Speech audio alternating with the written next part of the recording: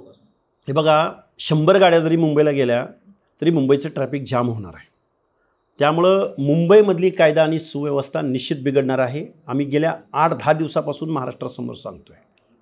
मुळात अशा पद्धतीनं झुंडशाही, तीही गणपती उत्सवच्या कालावधीमध्ये, अशा पद्धतीच्या झुंडशाहीने जर मुंबईमध्ये गेलोत तर मुंबईमधल्या सर्वसामान्य माणसाचा, नोकरदारांचा, चाकरमानी माणसांच्या खूप मोठ्या समस्या तिथं उभ्या राहणार आहेत आणि मुंबईमध्ये दंगल घडू शकते, हे मी पहिल्या दिवसापासून सांगतो आहे. त्यामुळं महाराष्ट्राचे मुख्यमंत्री महोदय आणि महाराष्ट्राचं पोलीस प्रशासन आणि त्यांचा गुप्तचर विभाग, त्यांना या सगळ्या गोष्टीची कल्पना असायलाच पाहिजे, असेलच, आणि ते या आंदोलनाला बरोबर सांभाळतील असा आज रोजी आमचा विश्वास आहे.